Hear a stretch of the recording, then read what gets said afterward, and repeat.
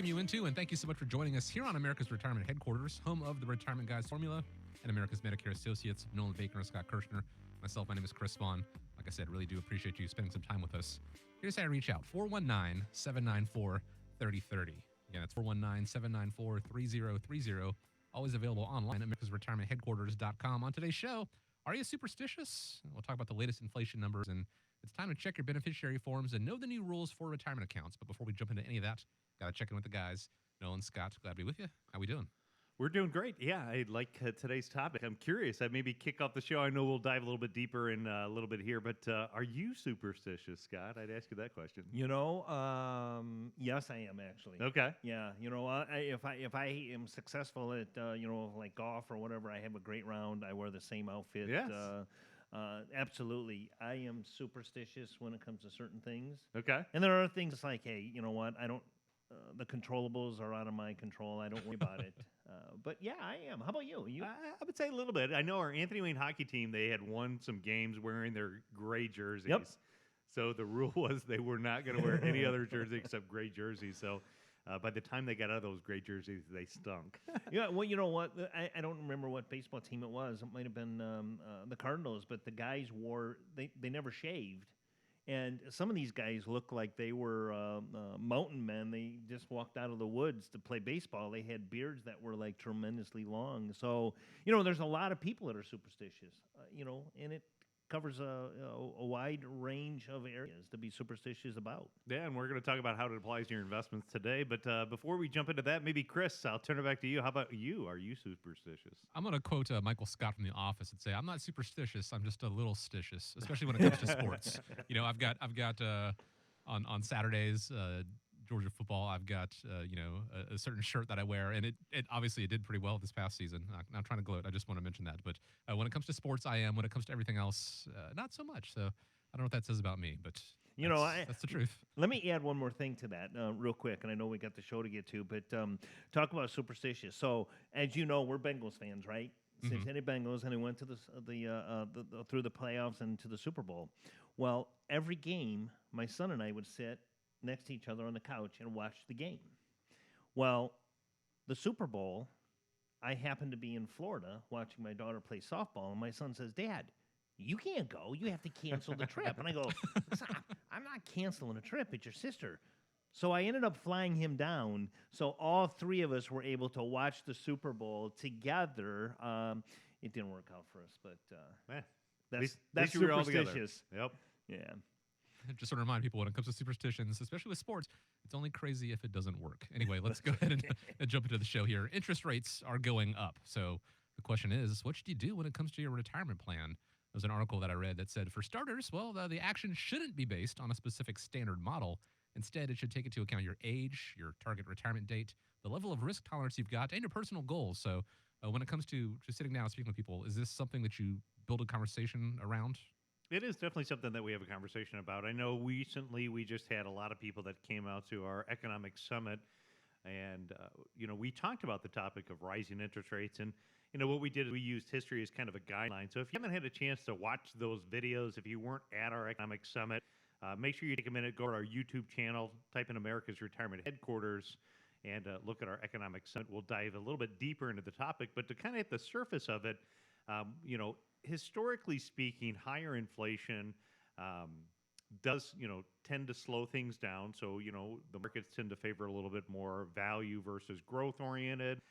We've seen some volatility here recently in the market because of not only higher inflation, but we've also seen, with the impact of potential interest rates going up, with, what's going on with the war with Russia and Ukraine. So there's a lot of uncertainty right now. And the first thing that I would tell people is understand that volatility is normal. We get into this time frame where the markets get a little bit choppy, and we think this time it's different. It's not different. 10% pullbacks in the market occur on average about every 2 years. We shared a statistic on the summit that showed about 70% of the time, markets will have about a 10% pullback within a year. So, volatility doesn't necessarily make it comfortable, but sharp moves up and down in the stock market are common in times like this. What you want to do is think about through good diversification and turn, maybe fear, concern, or panic into opportunities. look at what you own, know what you own, and look for some buying opportunities with what's out there. You also want to be patient. So, don't get too laser focused on what happened today, this week, or last month in the markets. Step back, take a bigger view at it.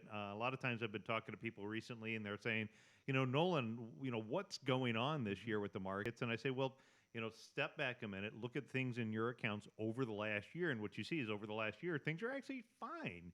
But in this article, it does point out is how do you apply it to your individual situation? And everybody is unique, so you want to make sure that your overall total portfolio lines up with where you're at. Downturns in a market don't feel good for anybody, but usually they're going to be less impactful for somebody in their 30s that's saving and accumulating money versus who our typical client is, somebody in retirement time, where those losses can feel more painful if they see them on the statements and understand that personal risk tolerance, their personal goals, trying to apply it to their individual situation. And, so with that being said, I consider your time frame because, even though you're at retirement, we want people to live a long, enjoyable retirement time. So, for a portion of the money, if it's designed to be set aside for 5 or 10 years, which is typically where a lot of the equity positions are, what happens today or tomorrow in the market is just noise. I met with a client earlier this week, and they were at the summit. And one of the things they said was they love how you explain the buckets of money. No, that's not actual the pails where you walk around carrying money that falls out. It's actually the buckets of money that you set aside. And they really love that. And they've talked to a lot of people about, man, you got to hear this guy because he talks about putting aside different buckets of money that are going to help you when you're in retirement. That also leads to diversification, which we talk about all the time. Making sure you are properly diversified with your accounts is going to definitely help the ebb and flows that the market's experiencing now. Yeah, so 2 tips if you're listening and watching it today. I would say 2 tips that we can help you with right now if you just take a little bit of baby step. Number 1 is we can stress test your portfolio. So if you're starting to feel a little bit uncomfortable with what's happening in the market, for the first 5 people that reach out to us, I'll make sure that our office stress tests your portfolio with doing an independent portfolio analysis. So we can tell you what the probable range of returns of your portfolio could be if things continue to get worse. We could even stress test it and say, what if this is the big one that's coming? What if another 2008 happens? And what could be the maximum drawdown in the portfolio? And as well as showing you where we see some opportunities in the marketplace right now, we'd be happy to do that. The second thing is if you're listening and you're not sure about what is the best approach for your plan? As Scott talked about, what makes us different here at our office is our unique approach called the independent income system. In fact, all you got to do is just go on Google. You can type in independent income system, and I put together a quick 12-minute video that walks you through our methodology philosophy. So a couple easy ways to kind of arm yourself if you're in that situation where maybe you're a little bit concerned, and or if you're thinking about it and looking at, say, hey, guys, where can I take advantage of opportunities with the pullback in the market? There's a couple of different ways that we can help you out. Always happy to help all of you, and thank you for listening and watching. We do appreciate it. And as a way of saying thank you, guys, again, a complimentary stress test, a stress analysis. You're one of the first 5 callers right now. If you have concerns or, if there are problems, there are flaws in your strategy as it stands right now, it's much better to find out about it right now rather than when you're in the thick of it, when it has been exposed. So take advantage of this. Give a call, 419-794-3030, or go online to americasretirementheadquarters.com. Interest rates not the only thing increasing. Inflation, as we all know, continues to inch up. Latest numbers show it increasing to 7.9% over the past year, another 40-year record, by the way. The biggest example of soaring prices is the cost of gas. The national average is over $4 a gallon, the highest since 2008. And, well, the impact, it's being felt across the board. $57.40 on 13 gallons. So my Subaru had 2 little bars and now it's full, but it cost me $60 almost. I'm looking at the possibility of walking to work. This is the first time that I'm filling up my tank in like 10 days. We're still in the middle of a pandemic. So I would think the folks who are every day building the wealth of this nation could use a break. I'll admit I need to fill my tank up, but I've been reluctant to go there. Not that it's going to go down any lower anytime soon. All this is adding to even more volatility to the stock market. Guys, have you adjusted your strategy on how to handle this uncertainty when it comes to clients' retirement strategies? I'd say there's a couple things that I would point out. First and foremost, I would say I blame our current administration on this. If we go back, our president in the first day of office, he began striking and shutting down our pipelines here in the U.S. Yep. So I know in the recent news he wants to blame Russia, but prices have been going up at the tank for a long time. And unfortunately, where it really hits people is not only all of us, it hits retirees. Sure. Mm-hmm. Because those are the people that are living on a fixed income. So when we're seeing these price problems that we have at the gas tank, it's a real reality that the fault lays with the leadership in this country making poor decisions to not make our country self-reliant, again, shutting down some of the good-paying jobs here in our country and creating these issues. But the problem is these issues are probably here for a little while. Right. He talks about things are going to go away quickly. The global supply breakdown is continuing on. You've got the war with Russia. You've got a lot of things that are happening right now that can continue to create some problems over here.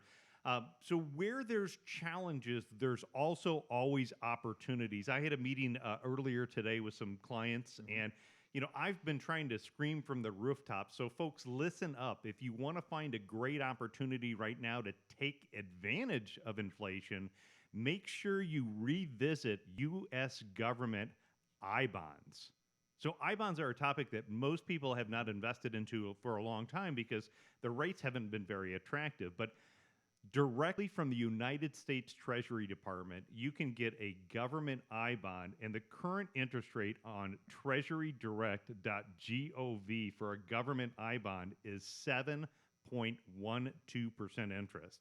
Again, that's a bond directly issued through the United States Treasury Department. It's something that if you have some savings accounts and you want to get that money working for you and not have the volatility of the market, it's something that you really need to take advantage of. Navigating government websites can be very confusing. The good old days, you used to be able to go to the banks and do this. Yep. You can't do that anymore. You can do it directly with the Treasury online. If you're not like an online type person, you could call the 800 number.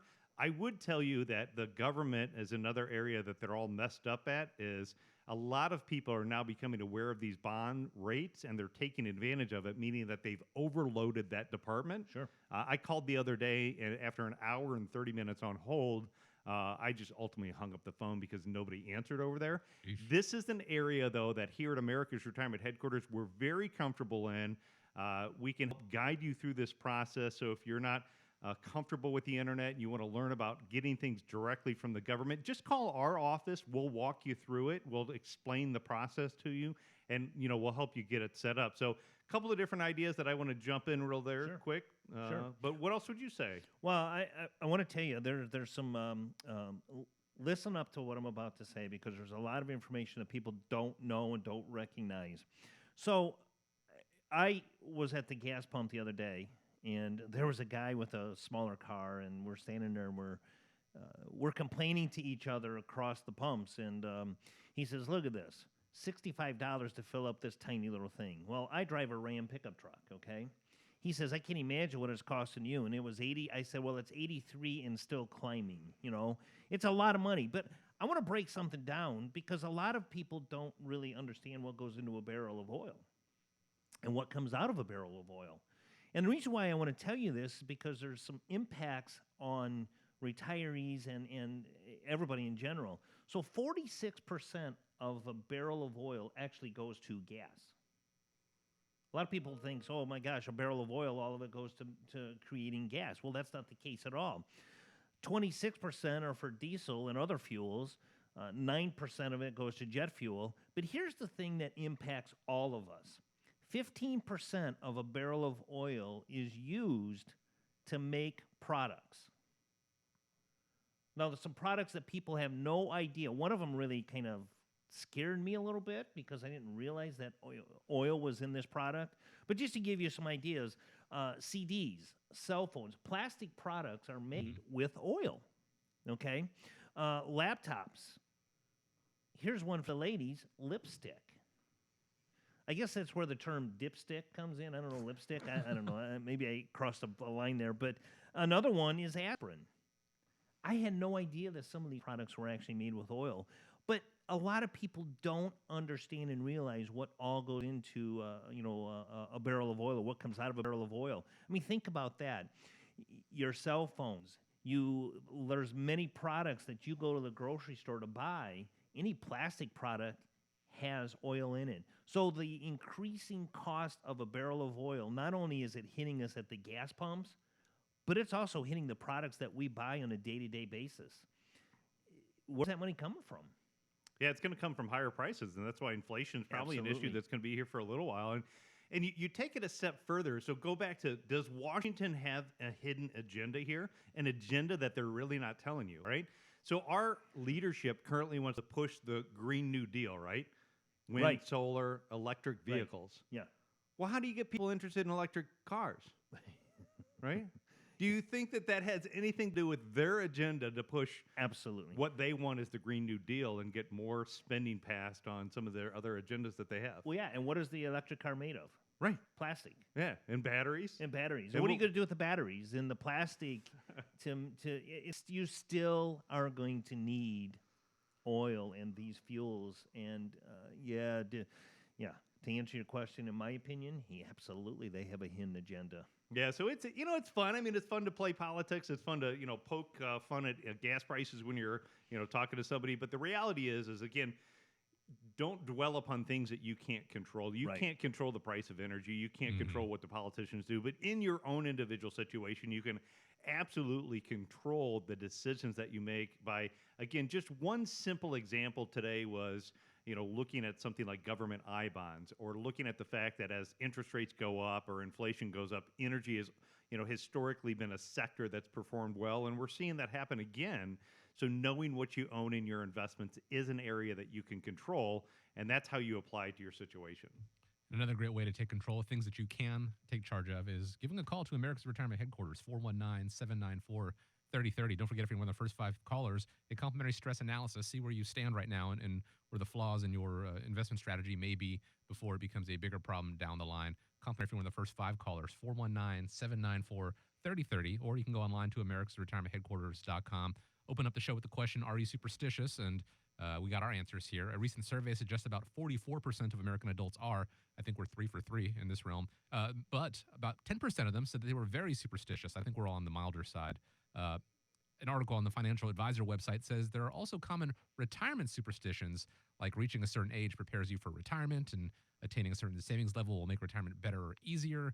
Medicare eligibility, going to save money and cover medical needs. But the author maintains the reality is that a client's age, their debt level, portfolio value, health insurance status, or schedule flexibility won't necessarily translate into a happy, healthy, or even better connected retirement. So what kind of questions do you guys ask clients to cover this aspect? Yeah, I think a big part of our discovery process is to learn about what retirement looks like. I had a great conversation again, with some clients this week. We were talking about their portfolio and how things have been going, what their risk level was. Again, reviewing, how things have looked over the last year, like what we do with all of our clients on our ongoing review process. And they don't want to travel. That's not their thing. Right. They don't need to do that. Their lifestyle is really good. So I was asking questions about, how has this inflation been impacting you? And, because of the fact that they just enjoy the local parks that we have in town and spend the time around here, they're doing great. They're perfect. Where, I have other clients that coming up here in a couple of weeks, they're going to be getting their lake house ready, and they're going to be maybe looking for another boat, and they're going to be spending more money filling up the gas tanks for the boats and stuff like that. And in those cases, the situations maybe hit them a little bit harder, and they are spending more money. So when you look at things and you're kind of preparing for retirement, it's a matter of mapping out kind of what that retirement looks like.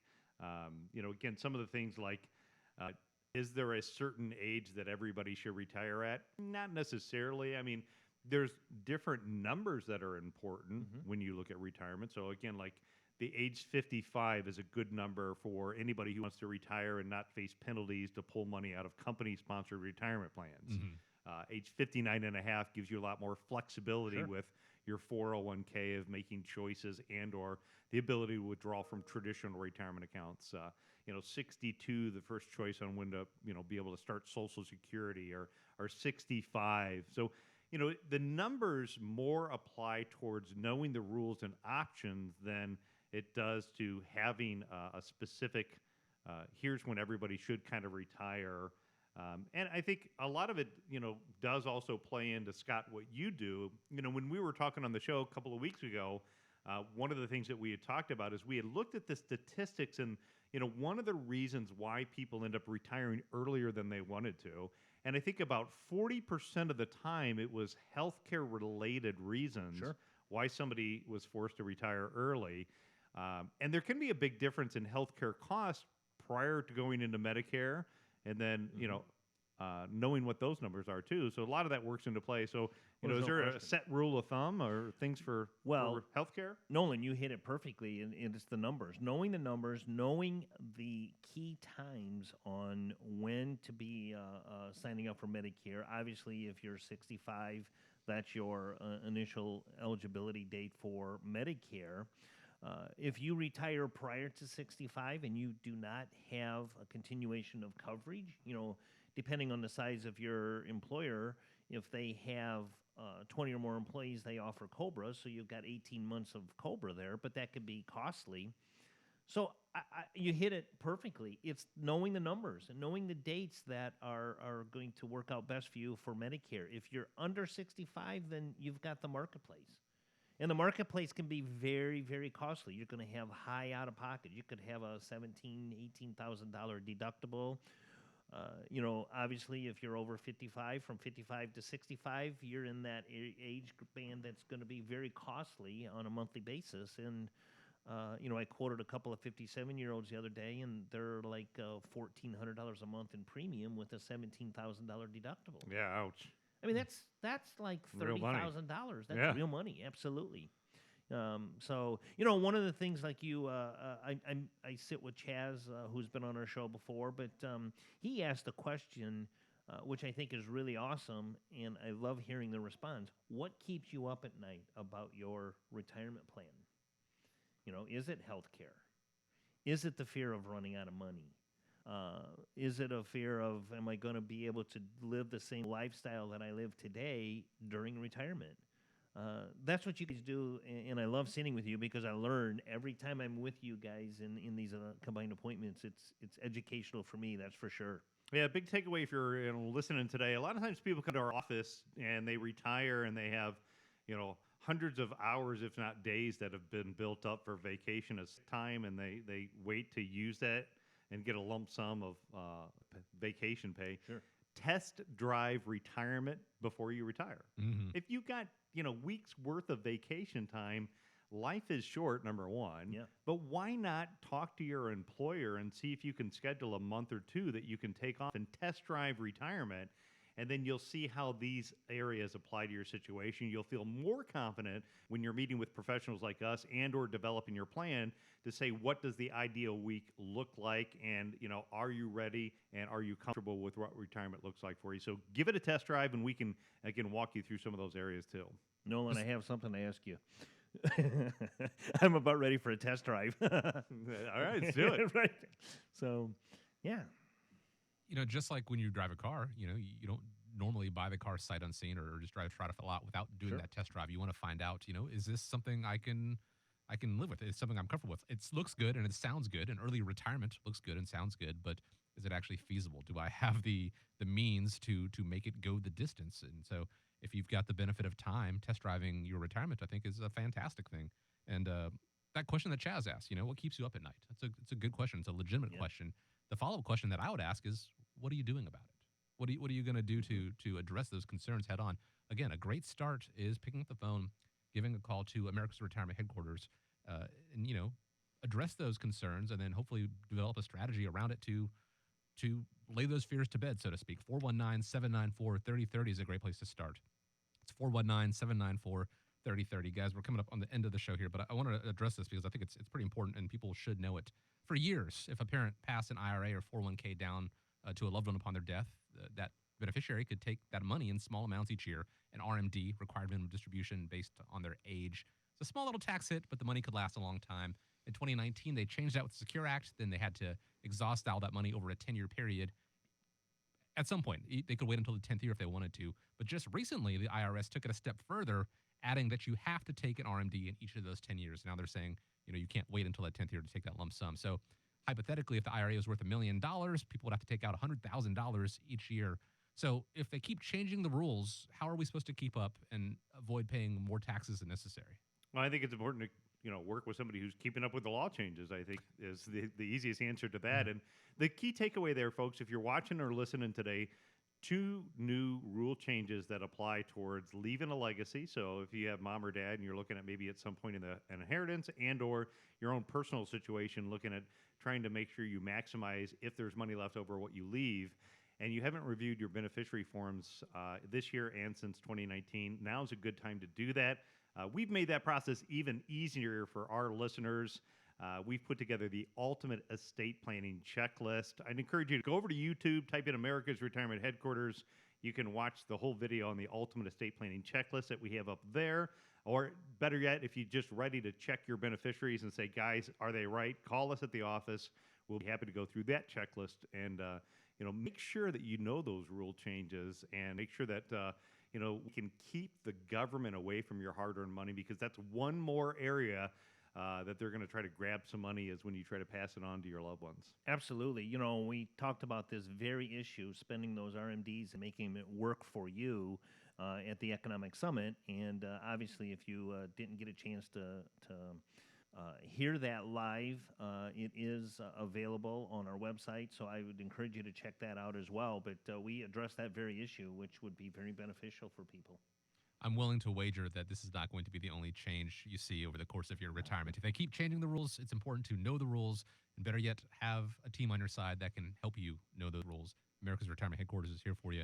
Again, give a call, 419-794-3030. One last time, I want to remind you, if you're one of the first 5 people to call, a complimentary stress analysis of your retirement plan as it stands right now, 419-794-3030. You can always find them online, americasretirementheadquarters.com. I want to thank you so much for joining us this week, spending a little bit of time with us. Hope you have a great week ahead of you. And guys, as we wrap up, I want to leave you with the final word. I found a great quote for this week, and it's, "Where there is no will, there is 500 relatives." So make sure your estate plans are up to date, folks. We look forward to talking to you soon. Thanks for tuning in. And remember, when you think retirement, think the retirement guys.